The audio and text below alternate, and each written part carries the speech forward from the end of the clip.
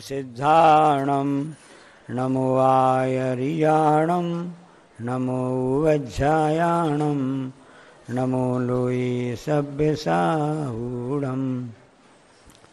24 तीर्थंकर भगवंतों की, गुरु नाम गुरु आचार्य ज्ञान सागर जी महाराज की, मूक माटी रचयिता आचार्य परमेष्टि गुरुदेव की, पूजन्यापक मुनिश्री समय सागर जी, योग सागर जी, नियम सागर जी, सुधा सागर जी व समता सागर जी महाराज की, मुनिश्री चंद्रपुर सागर जी व निरामय सागर जी महाराज की। भारतीय संस्कृति कभी भी रूप रंग आदि की उपासना नहीं करती है। भारतीय संस्कृति हमेशा गुणवानों की पूजा करती है, उनकी उपासना करती है। मानतुंग आचार्य महाराज ने भक्तामृत स्तोत्र में इस बात को लिख भी किया है कि जब आम के वृक्षों में मोर आ जाती है तो कौआ की आवाज उसको प्रभावित करती है क्या? कोयल की आवाज प्रभावित करती है। अब कोयल का रंग कैसा होता है, लेकिन उसकी आवाज तो मधुर होती है। गुणवानों की पूजा करता है भारतीय संस्कृति, ये हम आपको बता रहे हैं। रूप रंग की उपासना नहीं करता है। कोयल काली है लेकिन वो गुणवान है, उसका कंठ मधुर है। जैसे अभी मंगलाचरण भी एक बालिका ने बहुत अच्छे भाव भक्ति के साथ में मंगलाचरण किया था ना, तो गुणवानों की पूजा की जाती है। गुणी जनों को देख हृदय में मेरे प्रेम उमड़ आवे, इस बात को हम सब पढ़ते, मेरी बात पढ़ते रहते हैं, क्योंकि हमेशा गुणों की पूजा होती है। अब पंच नमस्कार मंत्र में किसी व्यक्ति विशेष को नमस्कार नहीं किया गया है, जो उन गुणों से सुसज्जित हैं, मूल गुणों जैसे बोलते हैं ना, अनंत परमेष्टि, सिद्ध परमेष्टि, उपाध्याय परमेष्टि, आचार्य परमेष्टि, साधु परमेष्टि, पांचों परमेष्टि ना, तो इन गुणों से जब पूजित हैं तो गुणों की पूजा, पद की पूजा की जाती है। पद में जब कोई व्यक्ति आसीन हो जाता है अपने आप उसकी पूजा होने लगती है। अब एक व्यक्ति गुब्बारा बेच रहा था, एक व्यक्ति गुब्बारा, कौन से गुब्बारा, ये जो भी उस दिन लगते ऐसे वाले नहीं, ये तो उसमें हवा भरती है और यहाँ पर रखे रहते हैं। ऐसा गुब्बारा वो बेच रहा था जिसमें गैस भरी जाती है। उस गैस का नाम है हीलियम, क्योंकि वह हवा के वजन से कम होती है, इसलिए वह हमेशा ऊपर की ओर उठती है। जब गुब्बारा में हीलियम गैस भरी जाती है, गुब्बारा अपने आप ऊपर उठने लगता है। यदि बच्चे खेलते खेलते उस गुब्बारों को लिए रहते हैं, हाथ से डोर यदि छूट जाती है, गुब्बारा ऊपर चला जाता है। खुले आसमान में दी रहा गुब्बारा तो ऊपर चला जाएगा, और यदि कमरे के अंदर रहा तो सीलिंग में जाकर के छत जाकर वहां पर स्थिर हो जाता है। तो व्यक्ति गुब्बारा बेच रहा था और उसकी बिक्री कम हो गई, तो उसने अब क्या किया, उसने अपने हाथ से गुब्बारा लिया और उसको ऊपर छोड़ दिया। अब बच्चे तो जो देखता है तो बिकता है, बच्चों ने जैसे देखा है गुब्बारा ऊपर जा रहा है, सबने बच्चे तो जिद करते हैं कि पापा, मम्मी, चाचा, भैया, दीदी, हमको गुब्बारा चाहिए। तो उसको गुब्बारा, जब उसकी बिक्री कम हो जाती थी, गुब्बारा छोड़ देता था, उसको देख करके और बच्चे भी आ जाते थे, हमको भी लेना है, हिसाब से उसकी बिक्री बढ़ जाती थी। अब एक बच्चा उस गुब्बारे के वाले के पास में आया, रंग बिरंगे होते गुब्बारे, तो उसने कहा, अंकल जी, चाचा जी, गुब्बारे हरे, नीले, पीले सभी रंग के हैं, काले रंग का गुब्बारा क्यों नहीं है? बच्चे की जिज्ञासा तो है, काले रंग का गुब्बारा क्यों नहीं है? क्या काले रंग का गुब्बारा ऊपर नहीं उड़ता क्या? व्यक्ति ने कहा, नहीं बेटे, ऐसी बात नहीं है। ये जो गुब्बारा जो उड़ता है हीलियम गैस के कारण से उड़ता है, उस काले पीले नीले रंग से नहीं उड़ता है। इसलिए शरीर में जो आपको रंग दिख रहा है, वस्तु रंग दिख रहा है, वह वस्तु स्वरूप नहीं है, क्योंकि आत्मा तो अजर अमर है। गुणी जनों को देख हृदय में मेरे प्रेम उमड़ आवे। उस बच्चे को बात समझ में आई कि नहीं आई ये तो जानते हैं, आपको क्या समझ में आया? समझ ना। इसलिए हमेशा गुणों की उपासना करना चाहिए, वही उपासना सबसे अधिक होती है। जैन दर्शन में इसी बात के लिए हमेशा उल्लेख किया जाता है। दोष बाधे था मौनम, प्रतिक्रम में हम सब पढ़ते करते हैं। किसी के दोष दिख भी जाए उस समय मौन रहना चाहिए। उसकी गलती सुधार करना चाहते हो, किस ढंग से उसको करना है, इसकी कुशलता होना चाहिए, क्योंकि आपने उसके दोष बता दिए सुधार एकदम होगा नहीं।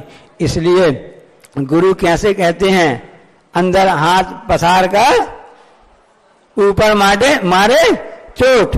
तो गुरु कुशल होते हैं कि इस शिष्य में, इस बच्चे में कुछ खोट है, कुछ कमी है, उसको कैसे दूर करना है, ये कुशलता उन्हीं को आती है और किसी को भी नहीं आती है। इसी प्रकार से हमारे आस पड़ोस में किसी कुछ ऐसे अपन गलती दिख भी जाए तो गुणी जनों को, जो गुणी व्यक्ति हैं, उनके भी हम तो उल्लास रखें, उत्साह रखें, लेकिन किसी में दोष भी दिख जाए तो उसको कुशलता पूर्वक दूर करने का हमको प्रयास करना चाहिए। एक यूनानी कथा बताकर अपनी बात समाप्त करेंगे। बहुत अच्छी कथा है, यूनानी कथा है। एक देवी का मंदिर था और किसी को देवी वगैरह आ जाती हैं, हिसाब से कुछ वहां देवी रहती है, सिद्ध हो जाती है ना। तो सभी लोग उनके पास जा रहे थे और समस्या पूछ रहे थे, इस मेरी समस्या का हल क्या होगा, इसका समाधान कैसे होगा, आगे कैसे होगा, क्या होगा, ये सब की बातें पूछ रहे थे।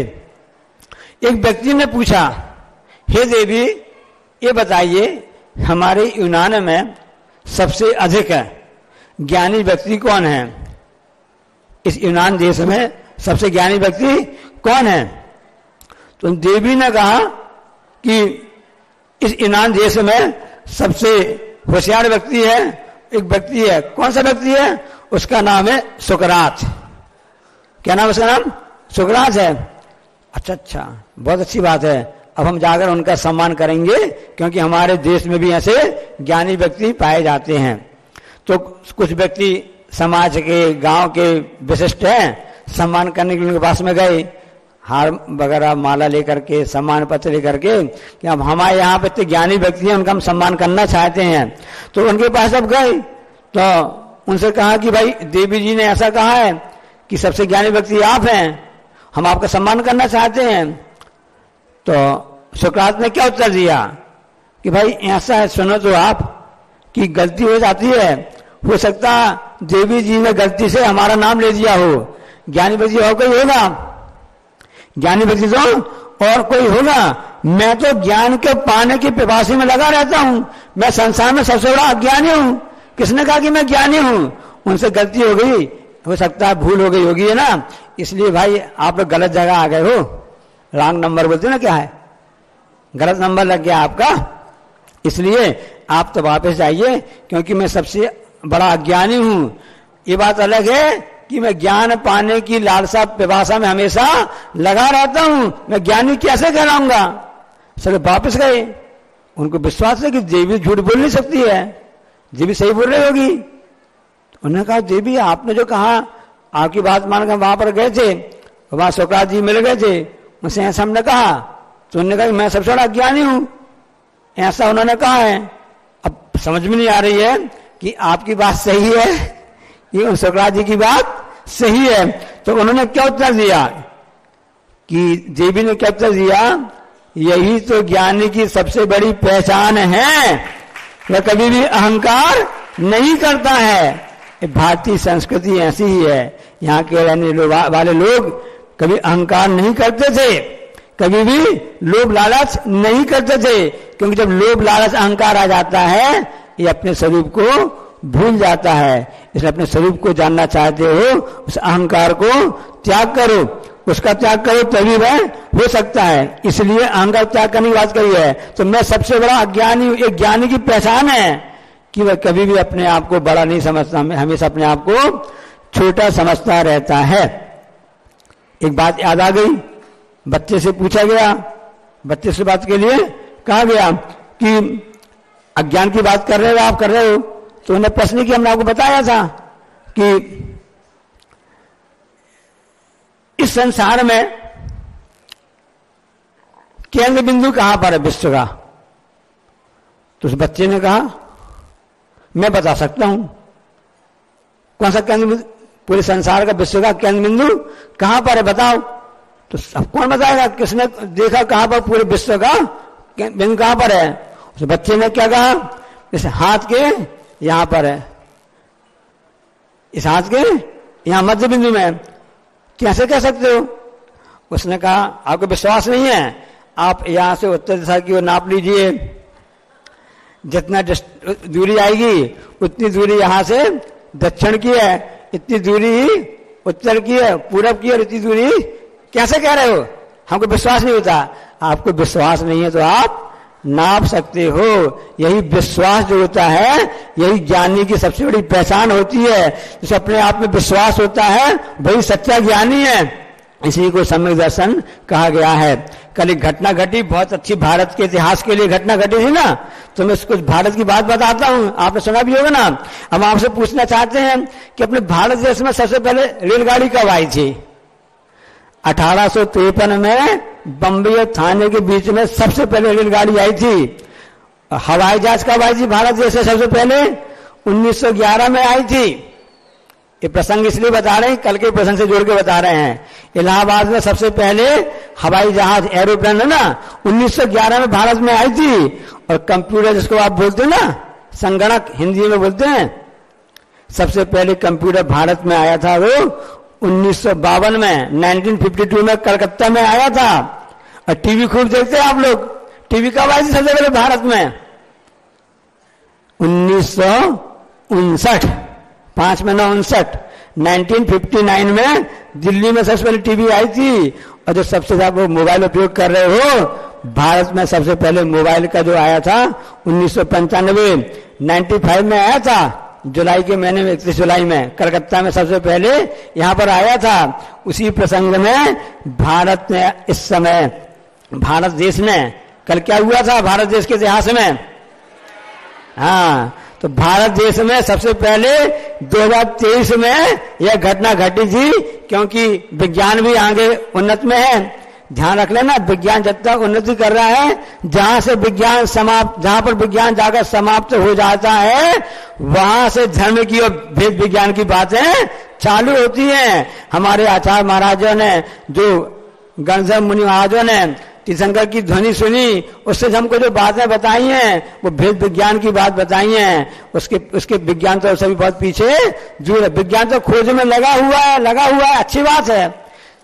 आवश्यकता आविष्कार की जननी होती है ना, अच्छी बात है। लेकिन उसके बाद भी तो एक ऐसी अपनी आत्मा होती है जिसका कोई रूप भी नहीं होता है, रस भी नहीं होता, गंध भी नहीं होता है। ऐसे अर्श अरूपी वह आत्म तत्व होता है। इसलिए उसमें कौन से गुण होते हैं? गुण तो विद्यमान है, उन गुणों को प्रकट करने वाली बात है।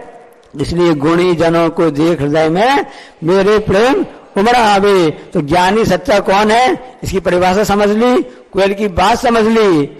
और गुब्बारा कोई भी रंग का हो, उसमें हल्की गैस बस भरी हो, अपने आप वो उड़ जाता है। इसलिए जो ज्ञानी व्यक्ति होता है, जो गुणी व्यक्ति होता है, हल्का होने का प्रयास करता है। क्योंकि जो हल्का होता है वही ऊपर गुब्बारे की तरह पहुंचता है। शरीर का रंग कोई भी हो, काला या गोरा या जो भी हो, इसलिए रूप रंग को न देखो, गुणों की आराधना करो। यही आचार्य महाराज जी, यही जनवाणी हम सबके लिए उपदेश देती है। बोलिए अहिंसा परमो धर्म की, जा वाणी के ज्ञान तैं सूझन लोकालोक, सो वाणी मस्तक धरूं सदा देत हूँ लोक। हे जनवाणी भारती तो जपो दिन रह, जो तेरो शरणा।